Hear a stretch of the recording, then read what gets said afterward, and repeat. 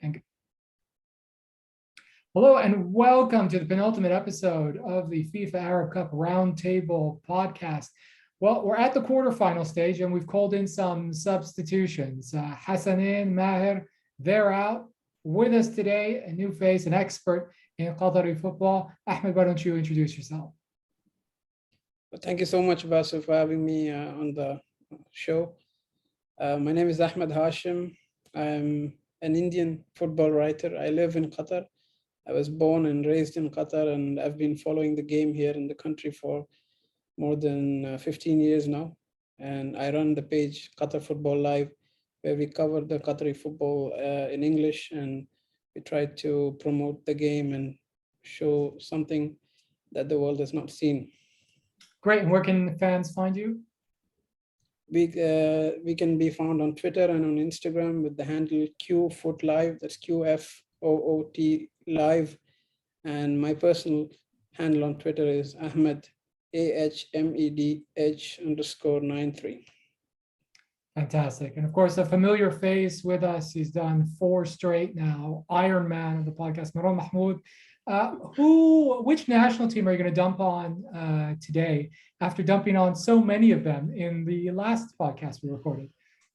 Yeah, I think I'm gonna keep ranting about West Asian football, especially near the Middle East. I'm kidding. I think it's gonna be a nice episode today.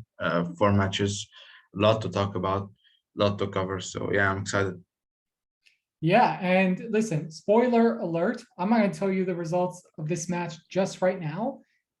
Morocco-Algeria. If you didn't watch it last night, let's say you live in one of those countries where they have the full match up on YouTube on FIFA's page, pause this podcast right now, whether you're listening on Spotify or YouTube.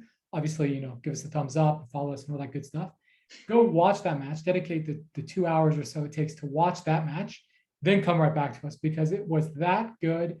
Match of the year. So spoiler alert over. We're going to get straight into it. Ahmed, you were there last night. Let's start off with just the atmosphere. I think probably the 2 best sets of supporters at this tournament. What was that atmosphere like at the Thumama Stadium?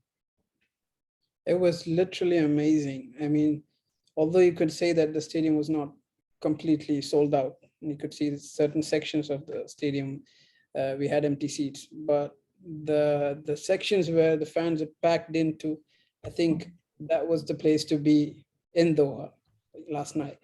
It was literally, I think it was like, I'm not sure what's the right word, but they were jumping up and down. They were noisy and boisterous throughout the 90 minutes. And you don't see that in a local football game in Qatar. So for anyone who's in Qatar and who loves football, this was the place to be to enjoy a kind of a match like this, a spectacle like this. And you could see that coming into the stadium. I mean, I arrived 10 minutes after kickoff because there was a long way to go from the parking to the stadium. And there were just too many people there, too many people. And we had to walk through, I think, 2 different parking lots to get into the stadium. And you could see the people swarming in from all sides with their flags and their colors. And it was a brilliant sight. And I just couldn't miss it. So I think it was the best match that I've attended in this tournament, or probably during my time in Qatar. It was that good. It was that good. And the match itself, as we all saw, was very well fought, very hard fought, very passionate performances from the players involved. So I didn't really expect that it would go on to extra time, to be honest. But the way it went on, even though it was too late, the match started at 10 p.m. local time. And by the time I got home, it was 3 a.m.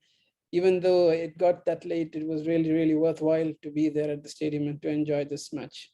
Yeah. Do we have, just before I throw it to Maroun, do we have attendance figures? It was visible that there were some empty pockets in the stadium. Thumama, I think, is one of the bigger stadiums being used for this competition. Did they announce the official attendance? Roughly how, as a percentage, how full was the stadium based on the attendance figure announced? Looking at the stadium from inside, I thought that it would be around 65% or 70%. And I've seen a figure on Wikipedia. I'm not sure if that's accurate. It says 25,000 or 28,000, and I think that's an accurate figure. The total capacity is 40,000. Okay, so I guess not really one of the larger stadiums. That 40,000 figure, I believe, is the minimum size allowed in order to host a FIFA World Cup match, and Thumama will be doing that in less than a year's time.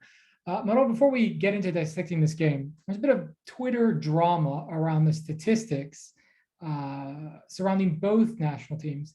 And what we had heard over and over again coming into this tournament was that Algeria was chasing the record that Italy set earlier this year, which is 37 matches unbeaten. They came in with 33. They won their 3 group stage games. So if they avoided defeat and progressed to the semifinal, they would equal that record. But then FIFA tweeted something differently. Can you talk a little bit about that? And does Algeria have a point, or do the Moroccans have a point? Because the Moroccans are bringing up the fact that this Algeria side did lose to them in one of the Chan championships. Yeah, that's a big debate. The thing is that there is no yes or no, which is odd because we're talking about numbers. So it should be like yes or no. But the thing is that there are no set boundaries or rules for a game to be considered an international game or not. Because let's take an example I think we talked about before with Hassanane. There was a game in Lebanon in 2012, I think, Lebanon versus Iraq, and that game didn't go as Iraq wanted. I think we drew or something, and if it was considered in the FIFA ranking, Iraq would lose a pot and be drawn into pot 3 instead of pot 2 or something like that, coming into the next qualifiers. So what they did not send a report to FIFA. Therefore, it wasn't really counted as a FIFA match. But what can we consider that this game was not played or unofficial? Of course not. Everything was by the book, except that they did that no official didn't send a report. Same case between Lebanon and Syria in 2017 in women's football. An official in the Lebanese Football Association forgot to send a report in time. So the game was not counted into the FIFA rankings of both teams. So that's very silly rule to put, especially now in social media. Like, you can watch the game and make your own report. It's not something very odd. So saying that, let's go by the facts. The facts are that the invitations were sent for the senior national team.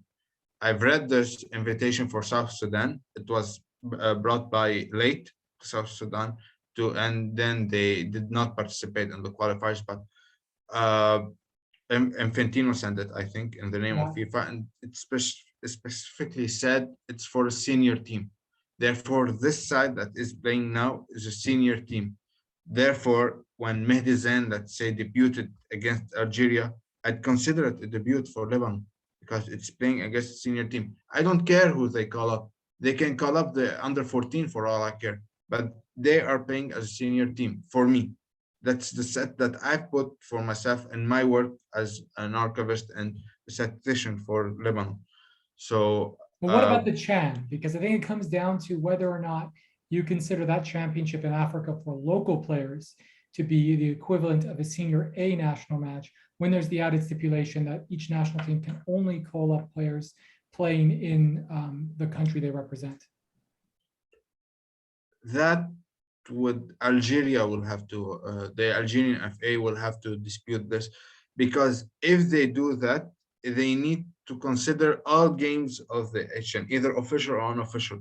They cannot consider like the 2019 edition was not in our favor, so let's not accept as a senior national team, and let's accept the 2020 version. I don't know. I'm talking bullshit, but yeah. So that inconsistency, especially in FIFA, like in FIFA, there are a big difference between how many games I have for Lebanon and how many games they have. Even the top scorer of Lebanon is different for me than for FIFA, let's say. And we're not talking about the pre-war. We're talking from the 90s and so on. Yeah. When it's FIFA, basically what they did is hired some amateurs and told them, we have the word, sort their statistics, and they give them resources and everything, but they were amateurs, uh, just like me when I started. But I've been doing this for 1 year and a half or 2 years now, and I've been talking to a lot of people who've been here for 20 and 30 years doing statistics in the world. So so it's like hiring me to do that for the whole world. It's not gonna work.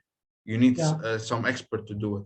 And since we don't have any set rules, it's just like the Ballon d'Or. Messi deserves it. Lewandowski deserves it. Algeria, this is the first team of Algeria. This is not the first team of Algeria. This debate will not be settled until there's a set of rules that we can abide to. Yeah, well, I think the Algerian team will claim it. I think I buried the lead to help avoid spoilers for our listeners out there. I'm gonna tell you what happened. The game ended 2-2 after 120 minutes. It went to penalties. Algeria prevailed on penalties. They are now 37 matches, or at least they claimed, and FIFA also claimed on their social media accounts earlier this year that they had equaled the record, and they said 33 matches unbeaten, I think right after African qualifying wrapped up for 2021. So let's get into this game and let's really dissect what happened here. A little bit of background. Morocco came in flying. I mean, 2-4-0 wins over Jordan and Palestine and made them look absolutely amateurish. They rested all their players against Saudi Arabia. They still won. Their record was 9 goals scored, 9 points, 0 goals conceded. But Algeria showed that they were able to match that intensity. And Ahmed, I'm wondering, what did that look like in the stadium? Because I presume we've seen some other games at this tournament. But one thing that really stood out to me was just the precision, the quality, and the pace of both teams. I mean, it was just full-on intensity for the 120 minutes. Well, to be honest, from the beginning, or as I said, I came in 10 minutes late. But from what I could see in the first half, Algeria was a much better side. And the Moroccan players were not up to the mark. They were slipping up and making silly mistakes. And I watched the game with a friend of mine, and he came because he was hyped up by what he had heard of Morocco, and he hadn't watched Morocco before. And he was asking me, is this the same Morocco side that was playing so well in the group stage? And I'm not really sure what happened, but maybe they were overwhelmed by the occasion, but they didn't do as well as I thought they would in the first half. And it was mostly Algeria. I think Yassin Brahimi, once again, led by example. He did pretty well too. Although I would criticize him that he doesn't move the ball around, he doesn't pass the ball as much as he should. But I think he was a very good captain yesterday. And obviously there was no Baghdad Bunjah to lead the attack for Algeria because he wasn't deemed fit after the concussion that he suffered in the last game. I would have loved to watch him, but I think his health and his safety comes first. So even then, even without Bunjah, I think Algeria did very well. And it was in the second half, to be honest, that things got a little different, and the intensity went up a bit. So I think I really enjoyed the second half much more than the first half. Yeah, to start the second half, actually, there was, I believe, 2 great saves within the first 2 minutes of that half, one of which Neti made with, let's say, a part of his body where the sun don't shine. And really, Algeria, I think, deserved their lead. They made the breakthrough. I think it was the 58th minute, Belali drawing contact from Mohamed Shibi. It went to VAR. From the stands, how did that look like to you? And Maroun, let me also get your opinion. A penalty or no penalty for that flailing leg that caught Youssef Belali in the 58th minute? Maroun, let me know your thoughts. I think it was 50-50. I don't think that it's too deserving. I'm usually go with the referee and in those calls, like a 50-50 calls. So yeah, I think that he made the right call in that moment. Okay, he needed to go to VAR. Ahmed, how did that look like from the stadium, from your perspective? Penalty or no penalty?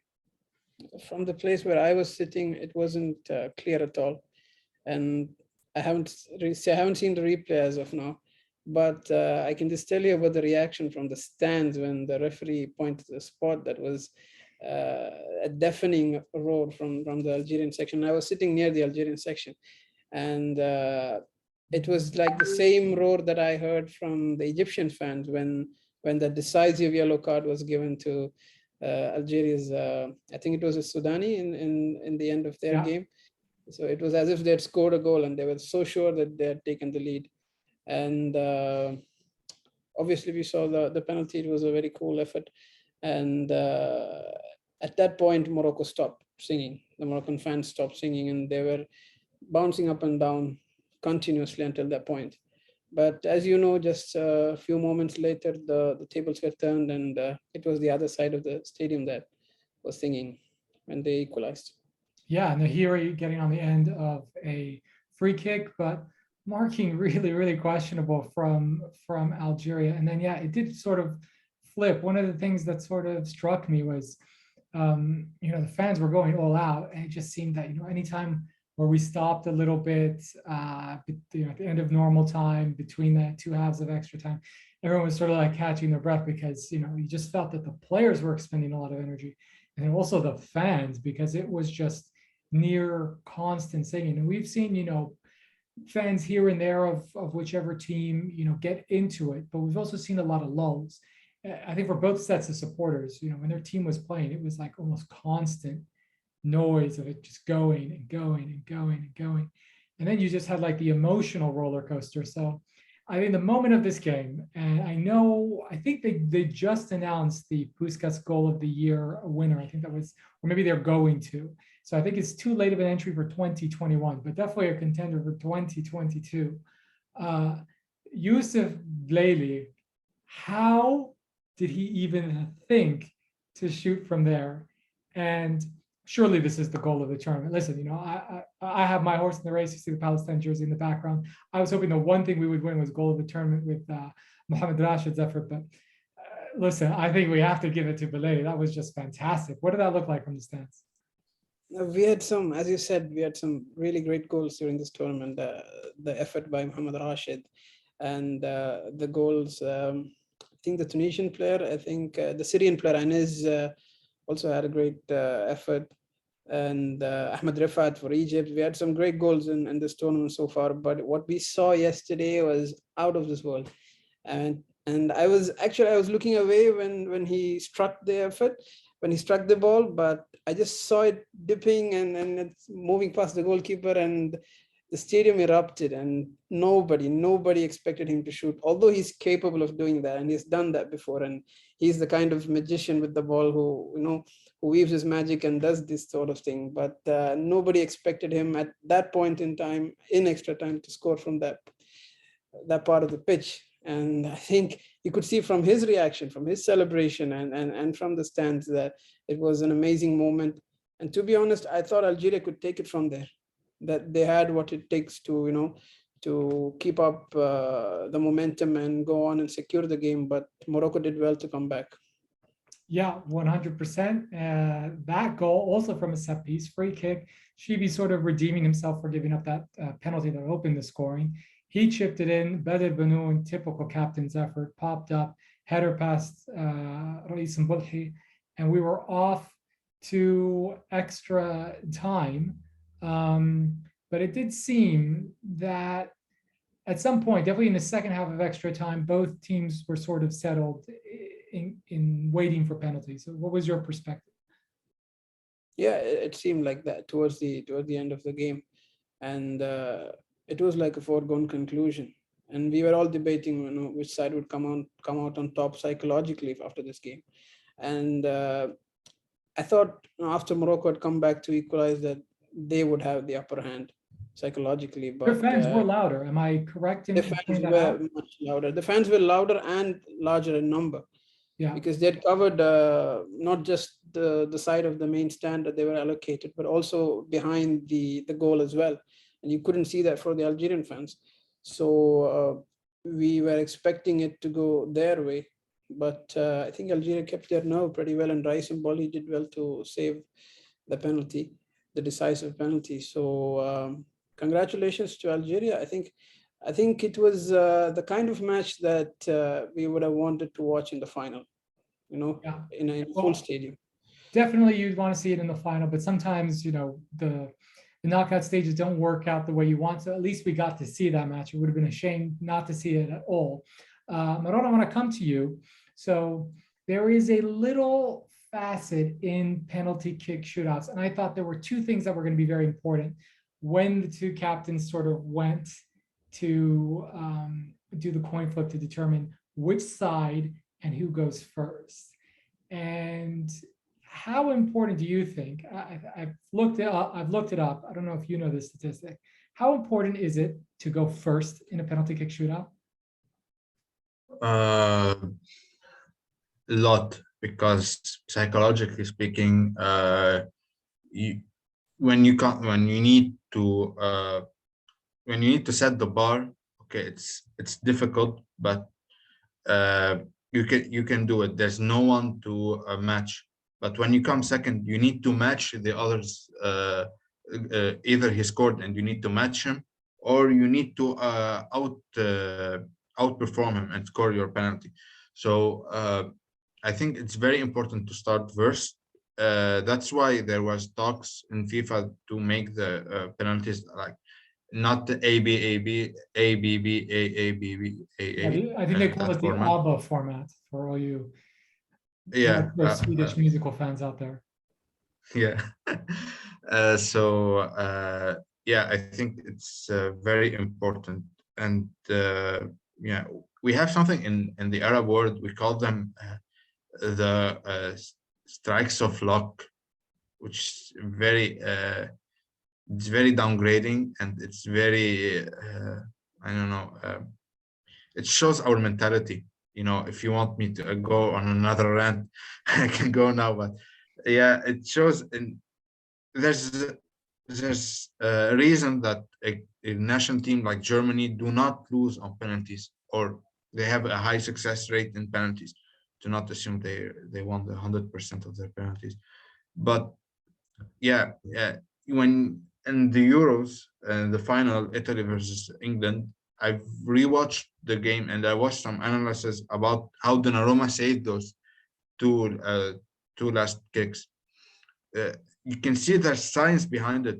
There's work. You need to check that. You need to work on yourself as a goalkeeper and as a shooter. Here in the Arab world, I'm sure it's not the case in like Qatar, Saudi, Morocco, Algeria, or something like that. But we don't really train for them. We just do like the last 50 minutes of the last training session and shoot some goals, and let's see how it happens. He shoots good. He shoots it first. There's like a whole science behind it. You need to time your reaction. As a goalkeeper, you need to react as late as possible. As a shooter, you need to bluff the goalkeeper as much as you can. Yeah, But I would say, so that statistic, based on analysis of Euro and World Cup matches only, so it doesn't take into all the other continental tournaments, but it's 60% your chances of winning if you kick first. So I thought that was an incredibly important thing that Algeria win that, or either Algeria or Morocco win that. I also thought from the Algerian perspective, you wanted to be kicking at the goal where they kicked. So they ended up winning both the coin tosses, and on TV, I saw that like Algeria was done early on with their team talk. Rais Mboli went.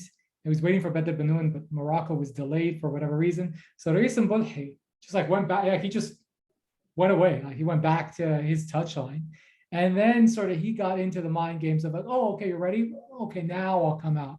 But I think super important, at least on TV, to not kick towards the goal where all the Moroccan fans were sitting.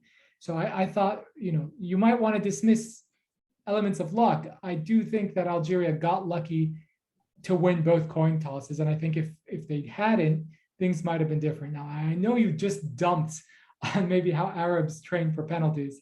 I think, to be fair, these two sets of sides, they couldn't have taken better penalties. There was only one penalty that was missed. It was saved by Rais Mpulhi and 5-3.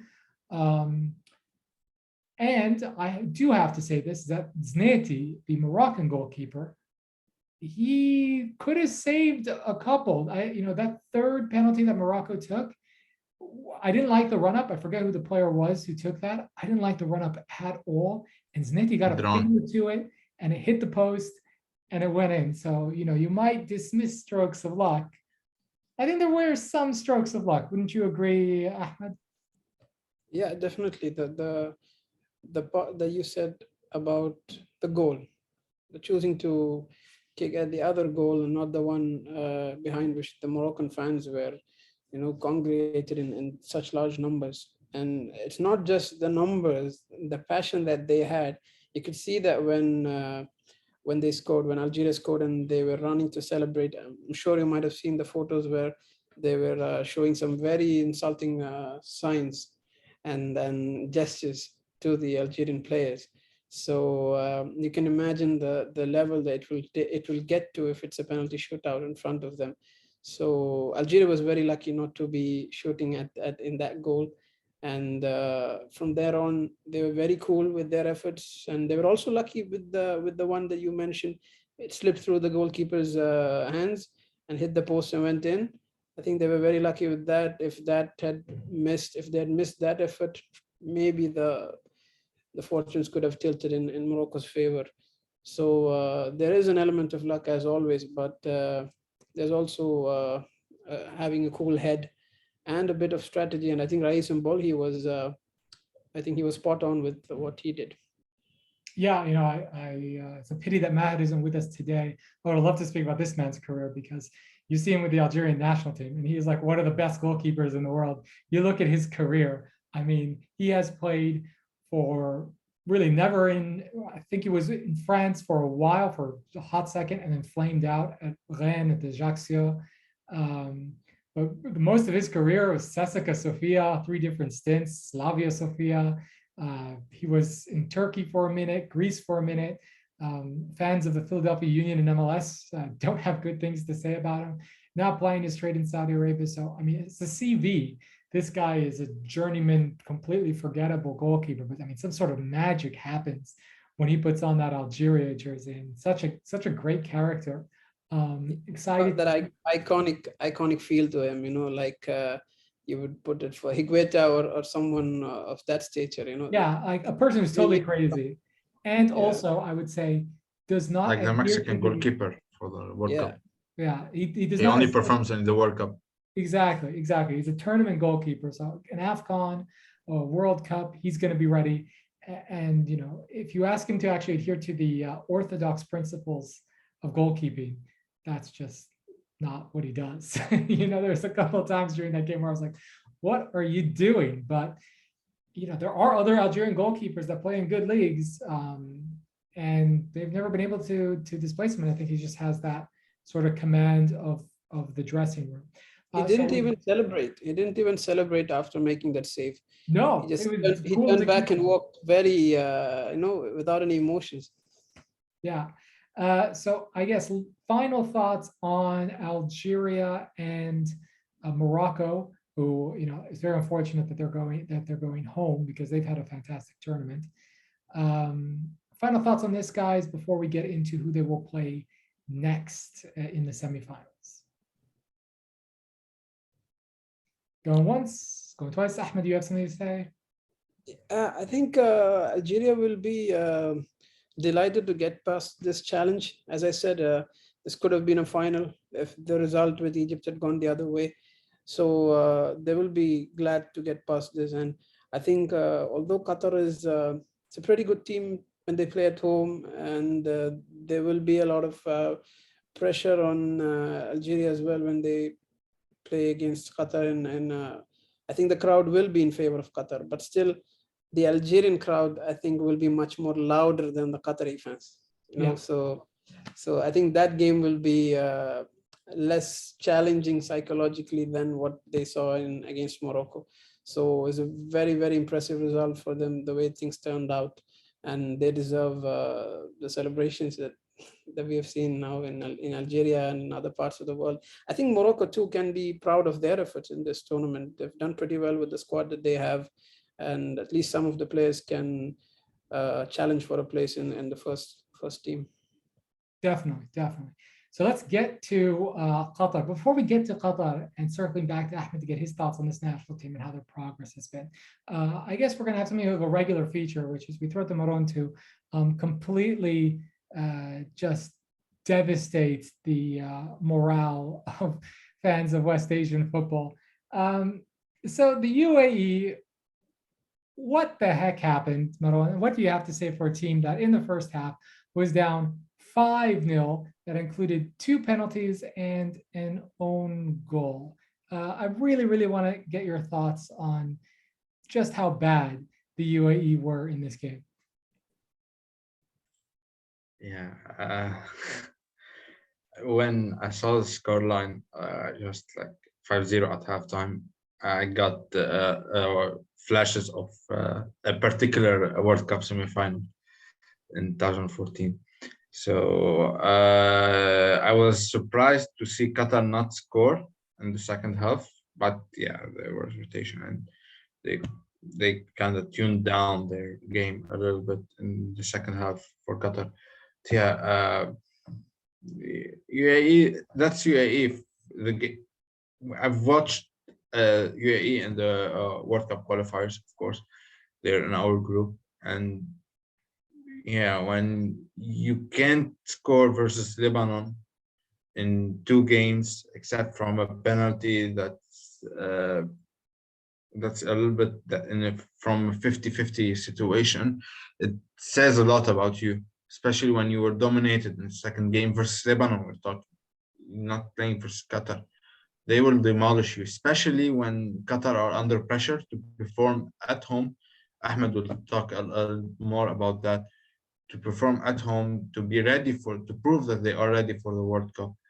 So mix that all up together with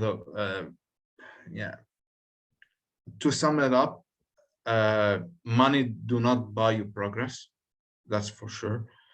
And the coach, he had to be sacked after the game versus Lebanon. I think, in my opinion, he should not have come to Qatar. There should have been a new coach for Emirates, and that was a talking. I knew that inside the UAE FA, there was like a stipulation for Van Marwijk to get 4 points out of 6 in the last 2 games. I think the window of November versus Lebanon, and I think versus Iran. No, not Iran. Versus South Korea. And he got only 3 from Lebanon. So if he did not get a 4 points, he would have been sacked. I don't know why he wasn't sacked, but he should have been sacked for Yeah, second time. Part of what's helping Van Marwijk right now is that they might have targeted 4 points, but that win against Lebanon, against all odds, has them in the playoff spot. And I think realistically, that's what they were targeting to begin with going into World Cup qualifying. But they didn't deserve anyone versus us. Listen, I have to say this about the UAE, both about the players and the coach. Let me start with the players, because a lot of people are going to be dumping on Van Marwijk. But for Ali Mahfoud was the man they interviewed after this 5-0 drubbing. And for a guy, I understand he didn't start the match. He came on in the second half. But for a guy on the wrong end of a 5-0 drubbing, way too casual. And this isn't a 5-0 against a Morocco or an Algeria, a side, let's say you're just unfamiliar with them, and it is a step up in quality. These are your regional rivals. You face them every 2 years at the Gulf Cup. You probably run into them here and there and qualify. You know these guys in and out. And the last time you met at least at a major international tournament, I'm not putting the Gulf Cup in that category. I know some fans of Gulf football will get mad at me for that. But the one we all remember is what happened at the Asian Cup on your home turf in your capital city, where they embarrassed you 4-0, and where the fans embarrassed themselves by throwing their shoes and bottles onto the pitch. How you can come out and be so casual leads me to think that there is serious underlying issues that go past the coach. As far as the coach is concerned, how you have it in you to come out and say you were the better team and played football in the first half because you might have had 71% possession, but you ate 5 goals. I don't care if 2 were from the penalty and 1 was an own goal. Like, you can't say that. You cannot say that. And I think on the face of that, he deserves to lose his job. I know that he's probably, out of the 16 coaches that came to this tournament, the one most likely to lose his job. We haven't had any sackings as of yet at the time of recording. But dear God, like, it's not going to change anything, because, you know, this Emirati squad, I thought they got a very easy group in World Cup qualifying. They made a mess of it. It's the reason why Van Marwijk was fired in 2019. But the FA also hasn't done themselves any favor. They cycled through 2 coaches in 2020. They had Jorge Luis Pinto and Ivan Jovanovic, and then they went back to Van Marwijk. And I think they're just the only reason they got out of the group at the Arab Cup, the only reason they're sitting in 3rd place in the World Cup qualifying group, is kind of because the teams around them sort of tripped over their own shoelaces. And I think that's all that can be said about UAE. You know, I always feel a little bit bad when I call teams out, but I will say that out of the original 4 panel members we had, I was the only one to predict them to crash out of the group stage, and I called them frauds. Okay, they got out of the group stage, but only by the skin of their teeth, only because results elsewhere went their way, and Mauritania beat Syria. And I just think that this team, they've been living off of embers, and I do not regret calling them frauds in our initial podcast, but they've been living off of embers of that 2015 Asian Cup.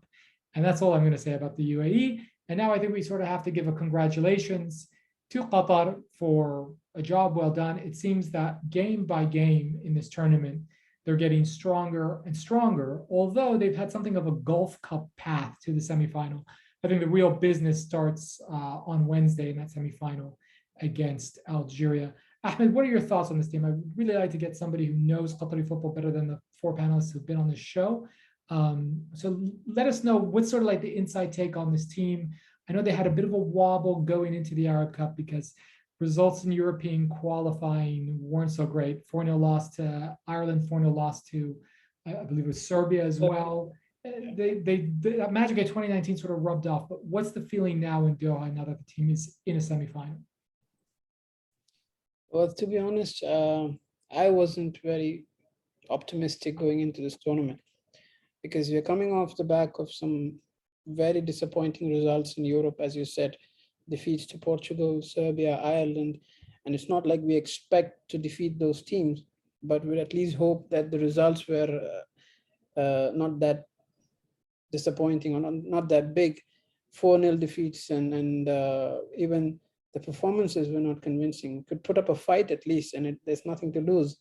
But it was very difficult to watch. So I wasn't expecting much going into this tournament. And to be honest, from the first game against Bahrain and the second one against Oman, we could see that the team was still struggling. But it was in that final game against Iraq when Sanchez changed his squad around a bit, brought in some of the second string, if I may say so, and rested some of his key players. And he managed that game against Iraq. If you watched that game, you will say that he managed it pretty well with his substitutions. And he brought in those fresh legs at a very suitable time. And he killed off Iraq in the final 10 minutes.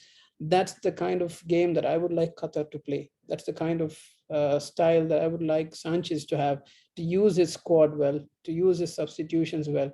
And we haven't seen that in quite some time now.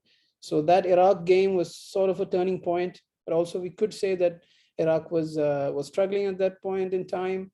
And there was Qatar had already qualified. So it was a difficult parameter if you think of it in that way. But going into this game against the UAE, I saw a lot of Qatari fans telling the team not to underestimate the UAE, to keep the Asian Cup and the Gulf Cup victories out of your minds, and to focus on this game as a separate game, saying that the UAE is not a team to be taken lightly. Obviously, there were a lot of jokes about the two 4-goal wins, but I think the people were really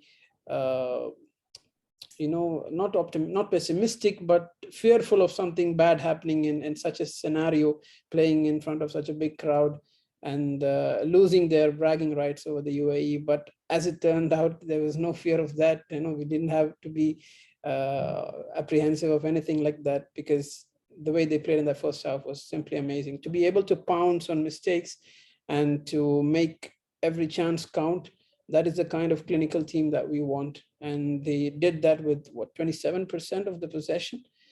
I don't know what Van Marwijk meant by saying that his team played better. Maybe you had more of the ball, but you have a shot on target. That's what counts. Yeah, I didn't get what he said from that. I do know that we've seen some high-scoring matches in this tournament. My team, unfortunately, was on the end of a 5-1 loss. But that wasn't just me coming out and trying to defend my team to say that they played well. Almost every single commentator that saw that particular game said it wasn't really a 5-1 match.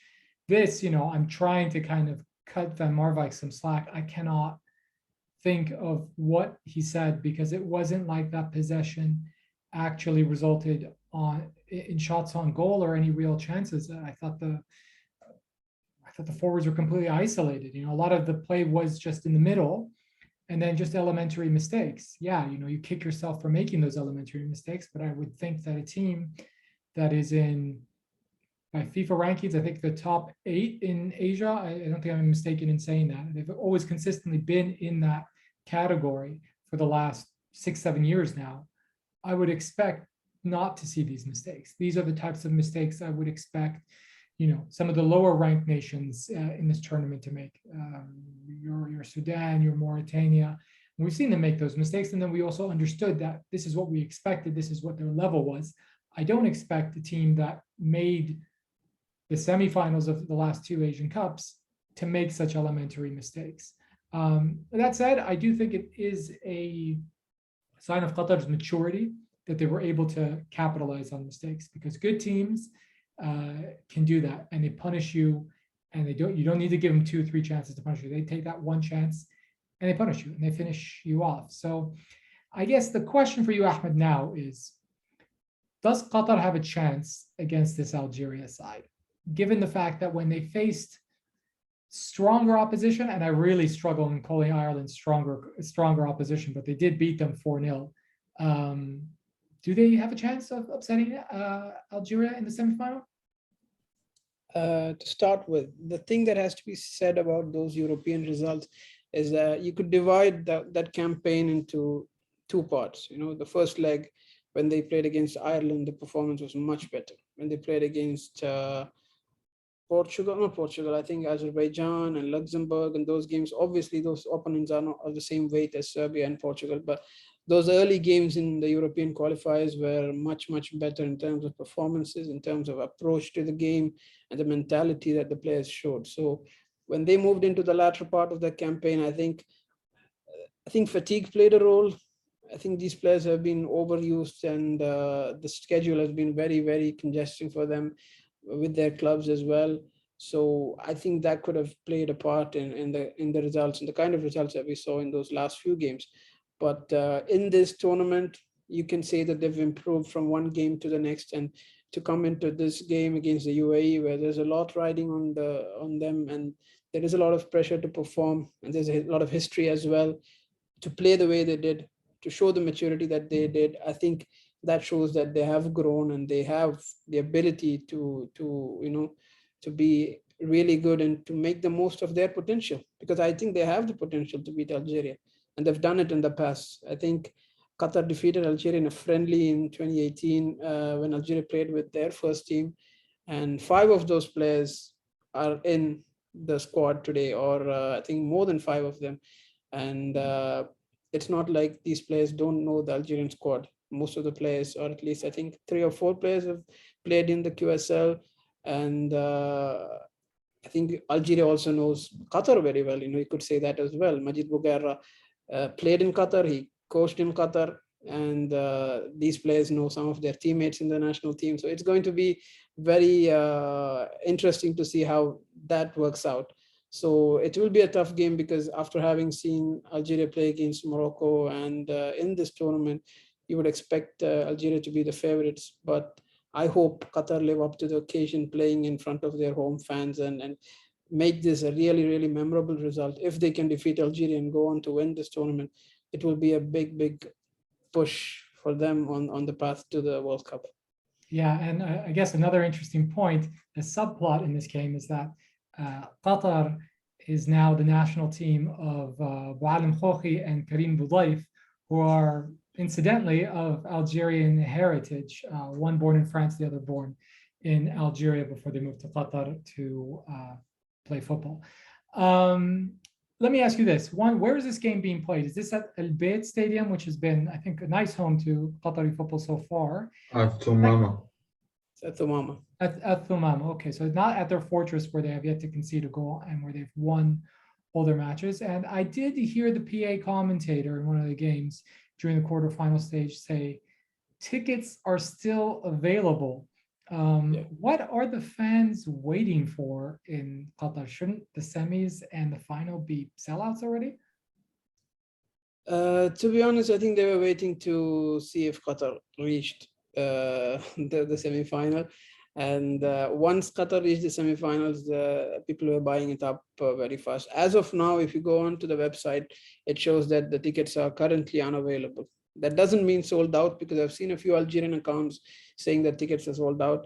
What that means is the organizers are trying to allocate the tickets in a fair manner and trying to ensure that Algerian fans and Qatari fans are separated. And I think they try to fill up one section of the stand first and then move on. And they try to allocate tickets accordingly to the website, to the offline purchase centers. So they have their own criteria and methods when it comes to the ticketing process. So when it says currently unavailable, it doesn't mean sold out, but I think it is on its way to being sold out. And this is the kind of match that you would want to watch Qatar play. It's the kind of challenge that they really, really require, even though it's not the Algerian first team. Some of the players in the squad have won the African Cup of Nations. And we know who Belali is, we know who Brahimi is. So if you are a Qatari and if you're watching this and you still haven't bought your ticket, please do go and buy a ticket. Okay, should be a good match there. Let's talk about the other side of the bracket that featured really competitive matches. We sort of had the narrative of, well, the North African sides are just so much better than the West Asian sides, but Oman and Jordan, who we will speak about first, had very, very good performances before sort of wilting away in the face of, I think, superior quality in the shape of Tunisia and Egypt, respectively. Maroun, you're here to kind of rain on people's parades. Tell the Jordanian fans why they shouldn't be proud of their national team.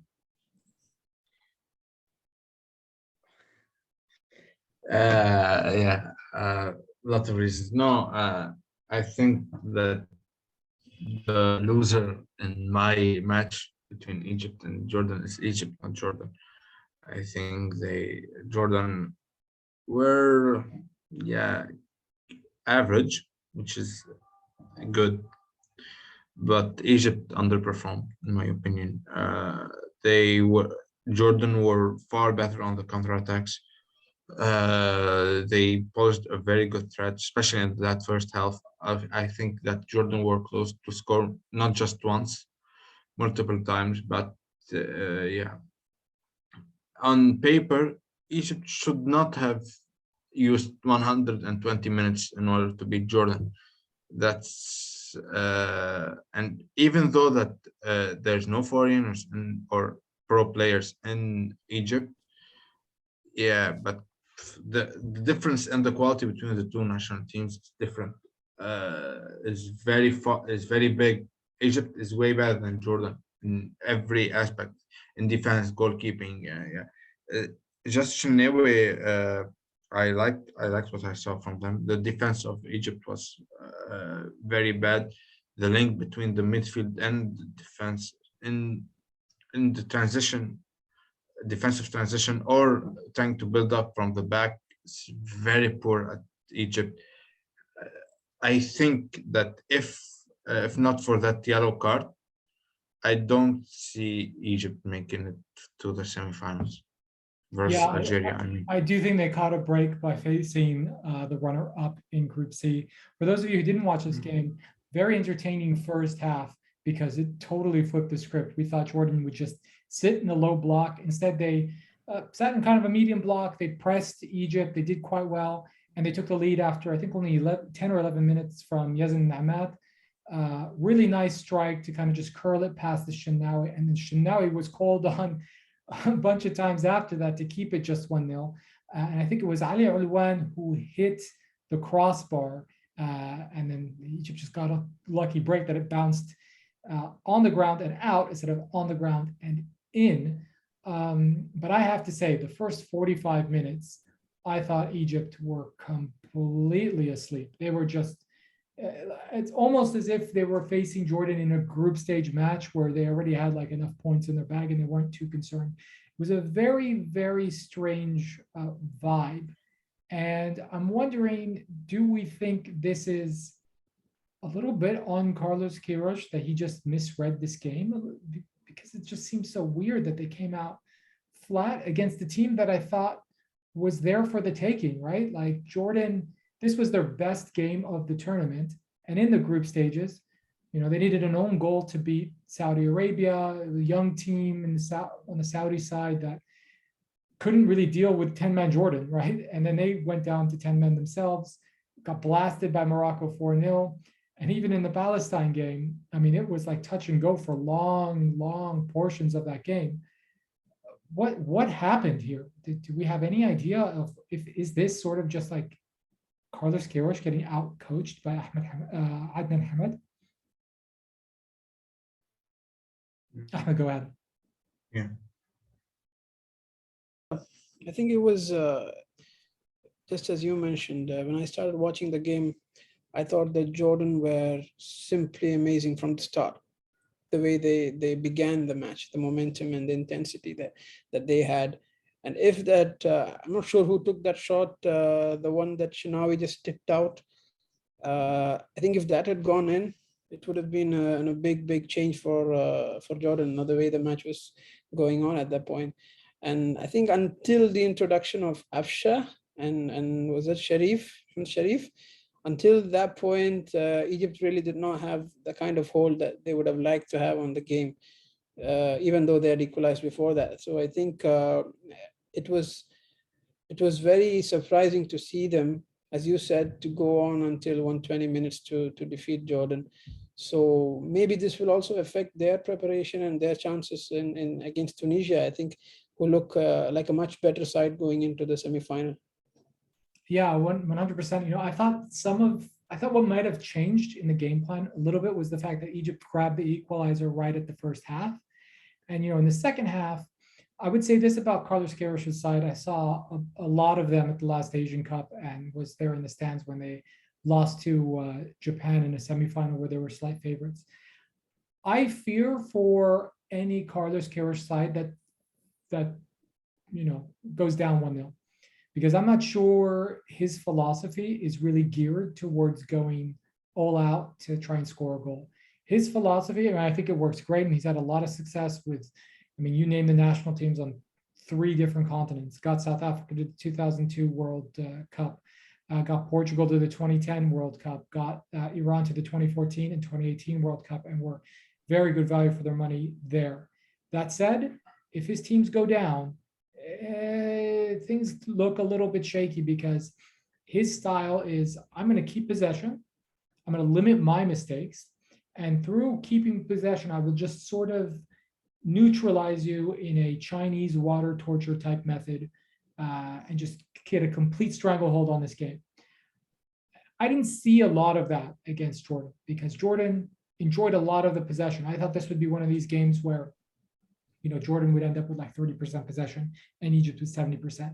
And although Egypt came into the game, especially after going to extra time, and they did, I think, boost their possession numbers. It was not 70-30, and it wasn't like that in the first half or even at the end of 90 minutes. I think a little bit, and this is a theory that is unsubstantiated, and I think Jordanian fans will get a little bit angry at me, and I was a little emotionally raw in our last podcast, despite my greatest efforts not to be as neutral as possible. I think part of what they said in that Egyptian locker room was just, okay, it's 1-1. Let's go back to the game plan. Let's switch up a little bit our positioning on the pitch. Let's just push forward a little bit. Let's make sure that our striker isn't too isolated and we have a guy playing next to him, and that there's service coming in from the wings, because we know that the Jordanians are vulnerable to that. But I did think at times Jordan could have done a smash and grab, especially, when certain things started to break in their favor. I tweeted that I think his name is Hussein Faisal did his best Khalid Salim impersonation, where he completely whiffed on the ball with the net just wide open at his mercy. I will say this is my theory about Jordan. I don't think Jordan, and I haven't looked it up, so maybe Maroun has these statistics, but Jordan is not a team that wins in extra time. Maybe they take you to penalties and they beat you on penalties. And I remember they did that against Uzbekistan in the 2014 World Cup qualifying playoff. But they are not a team that has the energy, the extra gear to take you down in extra time. Why? Well, because I think a lot of their players have like a half a pack a day smoking habit. And, people would come out, oh, it's unsubstantiated. How could you say this? How could you call yourself a journalist? Well, let me tell you something. One of my favorite stories of the 2015 Asian Cup was that after Palestine and Jordan played each other, both sets of teams were fined $1,000 by Australian authorities because both of them were caught smoking in the dressing rooms. And just looking at the faces of some of these guys, I mean, Yazid Abu Layla, the Jordanian goalkeeper, this guy looks like a dude who rolls his own cigarettes. Yassin al-Bakhit also looks like I have a huge smoking habit. The left back, Ahsan Haddad, left back or right back, one of the wing backs, looks like a guy with a huge smoking habit. And I just felt that, okay, in extra time, Egypt sort of switched it on a little bit. They got the second, they got the third, and Jordan was just spent, because I have admiration for how they deal with their national team and the support they give their national team. And they make sure that they play a lot of friendlies, and Prince Ali doesn't spare any expense getting this team to be very competitive on the Asian level. But their league is just as bad as any other West Asian league out there. And the thing about guys enjoying a shisha or having a half a pack a day habit, those are very true. And I think there are some of those elements in the national team. So once it went to extra time, I was like, yeah, I don't think they can win this game. Like maybe if they take it to penalties, but I really thought they would wilt in extra time. And that's what really happened to them at their last Asian Cups. I think they lost to Uzbekistan in extra time in 2011, 2015 they get out of the groups, but 2019 they lost to Vietnam on penalties as well. So not a team that can play 120 minutes of football, and definitely not when you're playing against an Egyptian side that is more experienced and polished, shall we say. Final thoughts on Jordan versus Egypt before we get into the last match of the quarterfinal stage. To me? Either you or Maroun, if you want to jump in. I think it was, if Egypt had lost, we would have lost the Egyptian fans, because they've been fantastic through this tournament. And yesterday as well, they were there in large numbers. I expected the match to be sold out because of the sizable Jordanian community we have here in Doha as well, but it wasn't sold out, but it was almost, I think, around 80% full. And at least for them, I would say that they deserve to go through, and we would like to see them again, because we've had a lot of fans from all of these different countries attend these games and contribute to making this tournament the kind of success that it has been. It's not just a success on the pitch, but it's been off the pitch as well. So I'm really excited to see them return against Tunisia, which is going to be a cracking North African derby. So that's one aspect that I'm happy about after that result. But Jordan played really well in the first half. I only watched the first half properly, so when I saw those chances that they came up with, I was thinking, when they missed it, that it's going to bite them. it's going to come back to haunt them, and it did. Yeah, I mean, they barely defended a 2-0 lead against Palestine before eventually emerging victorious. I think it would have been very interesting watching had they taken a 2-0 lead against Egypt. But I think this is one of the great things about this tournament, is that this is a surprise, and this also shows the depth of quality. Like, yeah, obviously most of the good footballers and most of the good football is played in North Africa, but there is quality in certain pockets, despite what Maroun would have us believe about West Asian football. Our last West Asian, our last North African opponent for the night before we wrap things up, Tunisia against Oman. The one thing I liked about this game was Munzir Kber, who Maher gave us a bit of an exclusive. He's on the hot seat and he's going to get fired if he doesn't win this tournament. Was interviewed, and somebody said, "Oh, a good result after a not so an inauspicious group stage." And he just looked at him and was like, "Inauspicious group stage? We won our group with 6 points. What are you talking about?" So interesting game here as well, because it didn't go to script. Tunisia took the lead. Oman came back, but they only kept it 1-1 for a very brief period before Tunisia made it 2-1 and then wrapped things up. Maroun, what do you think we can say about Oman's national team? I thought they have to think this is a good tournament. I thought they performed well in every single game they played, and they were good value for what is going to amount to be a top 8 finish at this tournament. Yeah, Oman were good. Tunisia were better. I think that in our prediction last time out, we said that Tunisia is a favorite to win, and it was proven. I did not catch the game in the entirety. I've watched some extended highlights, but yeah, it seemed that Tunisia had the upper hand in the entire of that game, and I think it's from what I've saw from Tunisia, even in that 2-0 loss versus Syria, they were the better team. So yeah, nothing to be ashamed though from Oman. They're not yet at the level of the whole football in West Asia is not at the level of the North African level of football, but and we're not getting any closer anyway. But yeah, I think it was a good game. The better team won, and yeah, they should be proud to finish in between the top half of that tournament, I think. And they're not the worst teams in this quarterfinal. So yeah, I think they make like 6th or 7th best team in the tournament. Yeah, well, they're definitely better than UAE, that's for sure. Sorry, better than Jordan too. I would say probably better than Jordan. I mean, Jordan is it's kind of strange with Jordan, right? I would say that their fans are all doom and gloom, and nobody liked Adnan Hamid coming back, and they all gave him grief after he lost 4-0 to Morocco. But I thought they had a good tournament in general, and I do think, although there's a reason why Adnan Hamid never got the big job, never got to lead his own national team at senior level. I think there's just something magical about him leading Jordan. He's just a good fit for that. But I think from the Omani perspective, listen, this is a team that is definitely more than the sum of its parts. I saw some good young players at this tournament. They have some really nice moments to look back on. Khalid Al-Hajari's header against Qatar was, I think, what you want in a national team, pure grit, just to fight 2 defenders and get your head on a ball.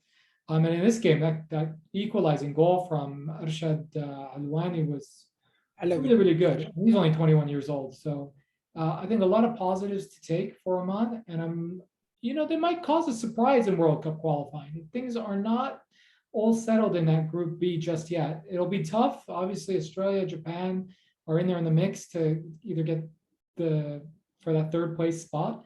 But I wouldn't count them out. I would not count them out just yet. And I think this was a good learning experience. Ahmed, I see you nodding your head. Thoughts on this match? Well, I think when I look at Oman, I'm always reminded of their golden generation back in the mid 2000s when they had Ali Al-Habsi, Ahmed Al-Hosni, Badr Al-Maymani, Fawzi Bashir, and that wonderful group of players who reached 3 consecutive Gulf Cup finals. And although they didn't quite shine at the Asian stage or go into the final stage of the playoffs of the World Cup qualifying, I think it was a wonderful team to watch, and they were very much valued in the Gulf. They were playing in the top leagues in Qatar, in Saudi Arabia, in UAE. And that's not the case now. So it's like, if you look at Oman, their golden generation has gone, and they've not quite recovered from that ever since. So even then, to put up performances like the one that they just showed us in this tournament, and also in the World Cup qualifying when they've defeated Japan in Japan, which I think is a fantastic result. So looking at that, I think it's a very, very impressive performance from a very young and talented team that nobody really fancies. So I think teams like the UAE can learn something from Oman, from their neighbors, because they too have had their golden generation, like you said, and they peaked in 2015. And even after that, they've not been able to, move past that and create something new. So it's time that they take a leaf out of Oman's book and learn something. Yeah, I would agree 100% with that sentiment. Obviously, a team that is, as I said before, greater than the sum of their parts. And, there's something about watching somebody's national team when you can really feel that everyone is on board with the same mission. They know their jobs and they're just out there to execute. And, national team football is a bit of an equalizer because, first of all, these players can't spend a ton of time together just because of club commitments.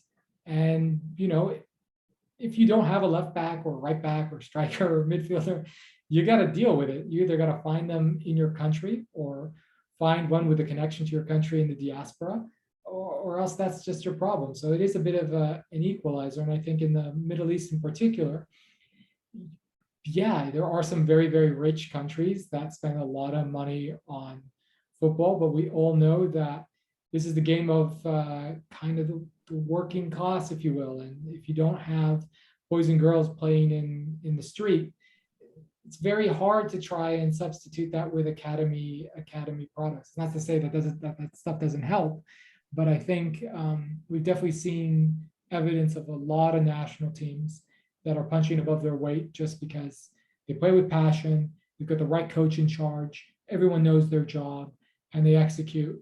And football is a game where you can have 73% possession and lose 5-0 just in the first half. That's part of the beauty, that you can win a game in a lot of different ways. So to wrap things up, I'd like to get some predictions for the semifinal and final stage. So the next time we record, that will be our final podcast. We've recorded 4. That'll be our 5th episode.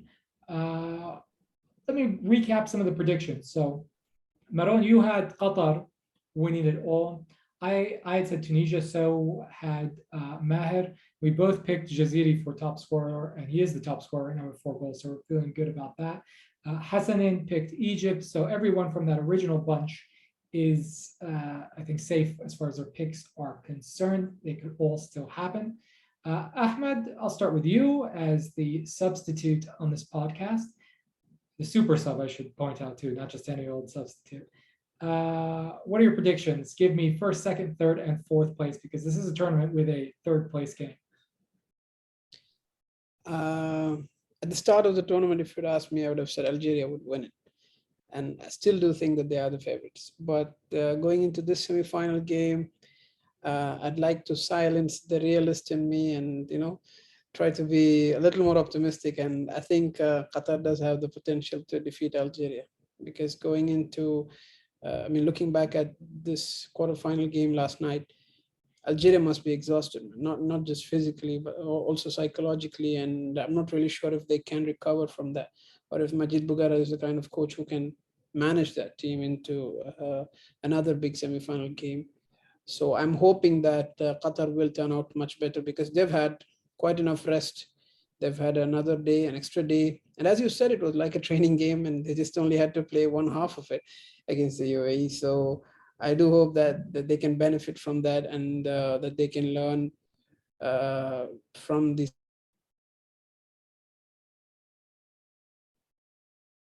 We lost your audio there just for the last 5 seconds or so.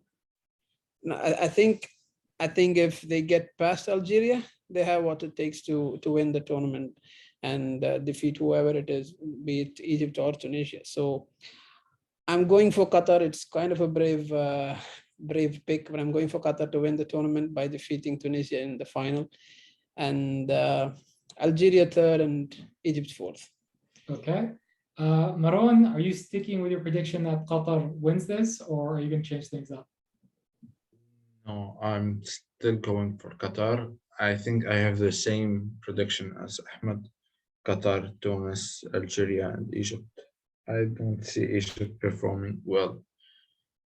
Too. Yeah, I know I'm being harsh on them, but yeah, they really disappointed me versus Jordan. Yeah, well, I mean, I would like to remind you that you said Saudi Arabia would not only just make it out of the group stage, but they would make it into the semifinal. That did not happen, and I think it's a just punishment for bringing a intentionally weekend side, so the Saudi players could have a break, which I don't think they really needed. In any case, that's neither here nor there. Predictions on third and fourth place. So I guess you're saying Qatar to beat Tunisia, third, fourth place. Algeria to defeat Egypt. No, not you, Ahmed, Maroun. Same. Algeria to defeat Okay, Egypt. so we've got completely mirrored predictions. So I will change things up. I had Tunisia winning it. It's kind of hard to pick against Algeria now, and I'm not sure if I should just stick with my original pick. Obviously, I think to every single Palestinian person out there, Algeria is something of a second team, and I feared for them. I didn't think they'd be able to get past Morocco, and I'm going to stick with my initial prediction. I'm going to say Tunisia to win, and I'm not sure. You know, I am worried about just the fatigue element of what Algeria just experienced. You know, that game was played at such a pace that it seems like you would need almost a week to recover, and that there would be a lot of walking wounded from that game. I would say the only positive from that game was the discipline they had not to collect any other yellow cards. So if Baghdad Bounajah comes back, everybody will be healthy. I'm going to say they get past Qatar.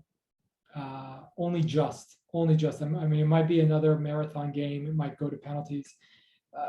Literally, the game will go like this. Either they can strike quickly in the first half and get on top of Qatar and get a goal and sort of see out the rest of the match, because that is something we have not seen from Qatar yet. We have not seen them go down a goal in a game. We've seen them at 1-1. So we saw that bit of a wobble against Oman, but we haven't seen them actually go down a goal. And there were times at the tournament, right? Like we are talking about Qatar coming off of a high, but when they started that first game against Bahrain in the opener, I do remember that Bahrain had like a chance in the first 5 minutes that should have been a goal, and that could have changed the entire trajectory of this team.